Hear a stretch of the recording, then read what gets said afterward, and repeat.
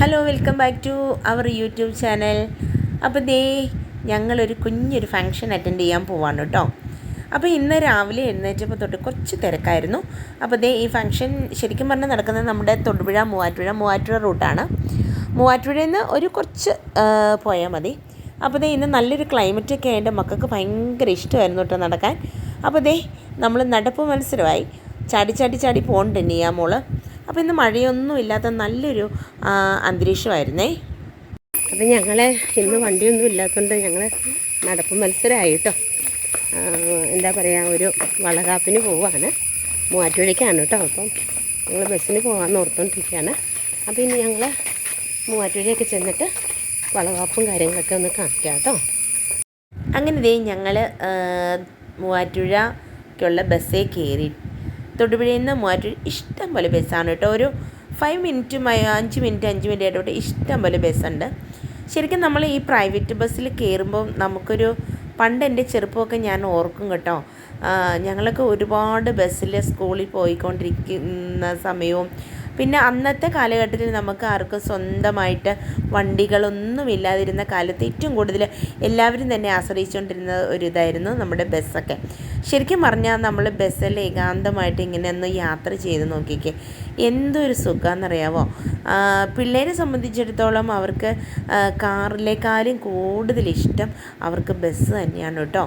അപ്പോൾ ഇടയ്ക്കൊക്കെ പറയും, അമ്മേ നമുക്ക് ബസ്സിന് എങ്ങോട്ടെങ്കിലും ഒന്ന് പോയാലോ എന്ന് ഓർക്കും. അപ്പോൾ വീട്ടിലേക്ക് എത്തി. ശരിക്കും ഞങ്ങൾ ഒരിത്തിരി ലേറ്റായിട്ടോ. അപ്പോൾ വളകാപ്പൊക്കെ നടക്കുന്നുണ്ട്.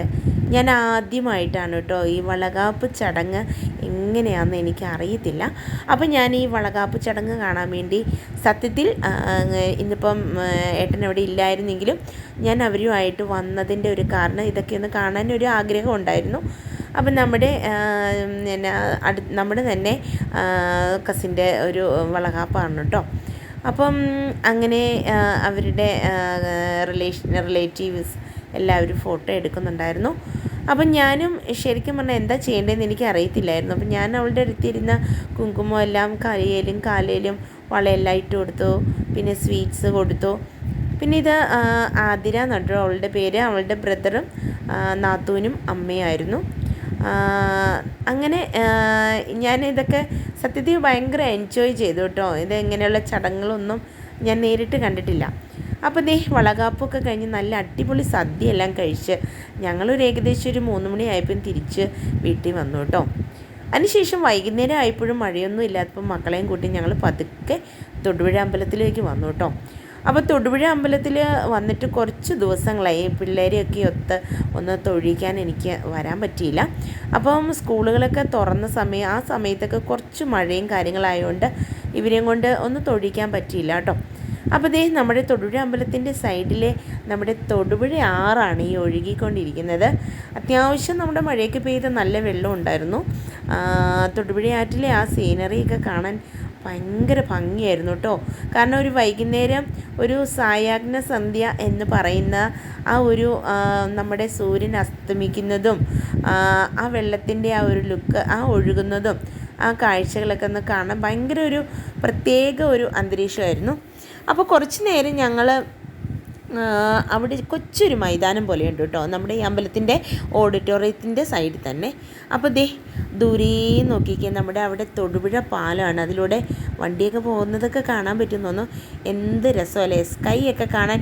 ആ ഈവനിങ് നമ്മൾ എടുക്കുന്ന വ്ളോഗിൽ ഒരു പ്രത്യേക ഭംഗിയാണ് കേട്ടോ. നമ്മുടെ സൂര്യ അസ്തമയവും കാര്യങ്ങളൊക്കെ കാണാൻ ഒരു ഭയങ്കര ഭംഗിയാണ്. അപ്പം ഞങ്ങൾ ഭഗവാന്റെ അടുത്ത് കയറി തൊഴുതോ പ്രാർത്ഥിച്ചോ. അത് കഴിഞ്ഞ ശേഷം കുറച്ച് നേരം അവർ അതിലൂടെ ഒന്ന് രണ്ടുപേരും കൂടെ കളിച്ച് ചിരിച്ച് അതിലൂടെ കുറച്ച് നേരമൊക്കെ നടന്നു.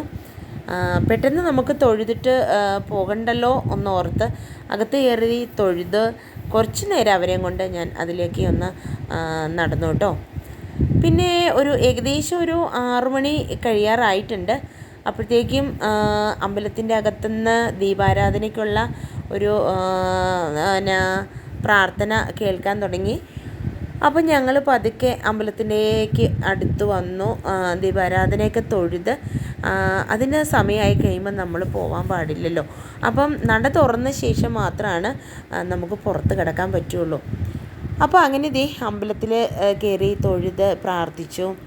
കുഞ്ഞുങ്ങൾക്ക് മഞ്ചാടിക്കുരി കണ്ടു കഴിഞ്ഞാൽ അവർക്ക് ഭയങ്കര ഇഷ്ടമാണ് കേട്ടോ. കുറച്ച് നേരം അവർ അതേ കിടന്ന് വാരിയൊക്കെ കളിച്ചു പെറുക്കി. അങ്ങനെ ഞങ്ങൾ പതുക്കെ വീട്ടിലേക്ക് പോരുവാൻ തുടങ്ങി കേട്ടോ. അപ്പോൾ ഓക്കെ, ബൈ.